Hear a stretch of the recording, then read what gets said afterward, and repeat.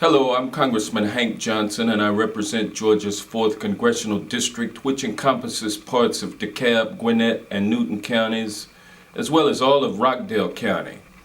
I want to first applaud you for taking the initial steps in what at times can be a daunting and complex process by watching this video. Government grants are one of the things that everyone talks about, but virtually no one pursues. If utilized correctly, application of grant funding can bring about positive change for the communities and businesses within this district, and I believe the following step-by-step instructions can provide you with a clear understanding of this process.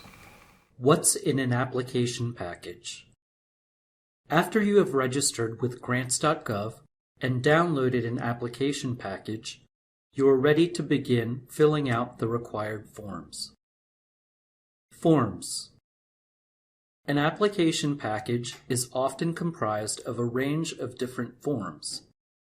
In this application, there are mandatory forms such as the SF-424, a lobbying form, and a budget form. There are also optional forms which you can select to fill out by marking the corresponding checkbox. Filling in fields. When filling out the forms, you'll notice that mandatory fields are highlighted in yellow. You won't be able to submit your application package unless all of these fields are filled out. Identifying errors. You can check your application package for errors by clicking the corresponding button on the application cover sheet. A pop-up window will list any errors that were flagged. The first line identifies the name of the form. The specific errors are listed below. To fix the error, click on the form link on the cover page. Fields outlined with a red box have errors that need to be resolved. Attachments. Sometimes you will be asked to attach files to your application package. When preparing and naming these files, seek guidance first from the full funding opportunity announcement. When you're ready to attach a file, click Add Attachment and you will be prompted to add a document. Saving your work. On the application cover sheet, you will also see a print button, a cancel button, and the save button. As you're working on your application package, we encourage you to save frequently.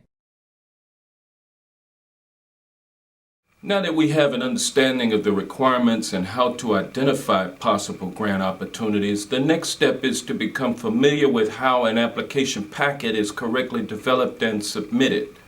This may be the most important part because an incorrect application packet may provide unnecessary complications or even rejection. Submitting the application package. Submitting your application package involves several steps.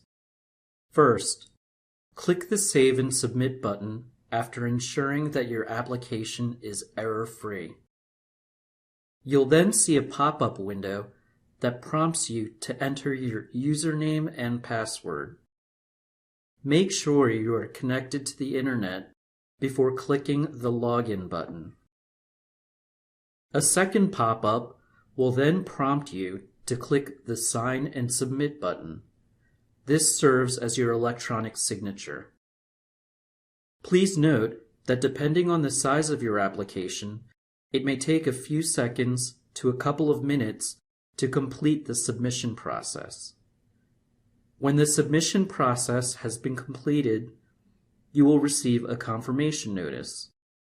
This notice serves as the receipt of your submission.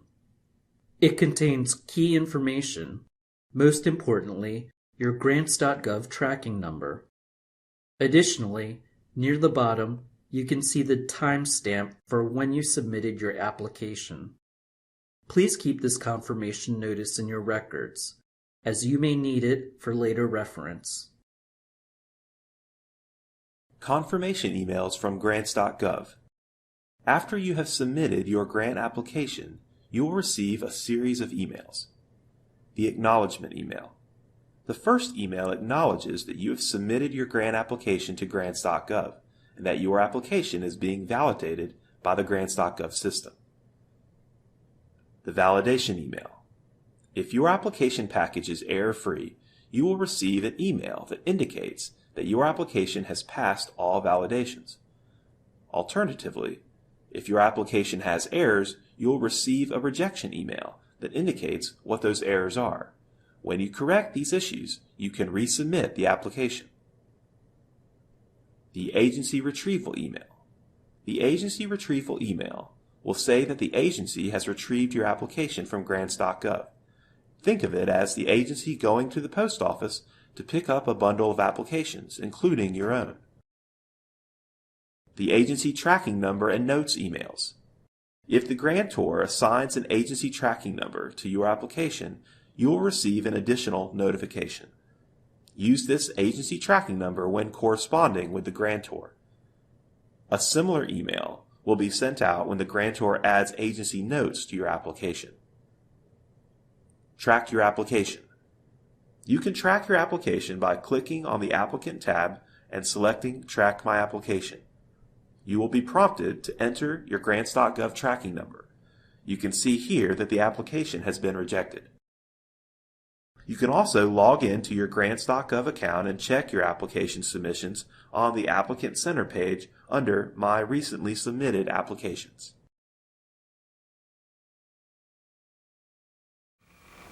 I hope this video has provided you with the necessary tools to be successful in the grant application process, and as always, it's an honor to serve you.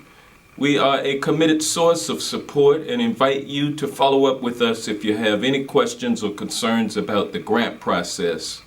Together we can bring about positive and progressive change to District 4. Yeah, let's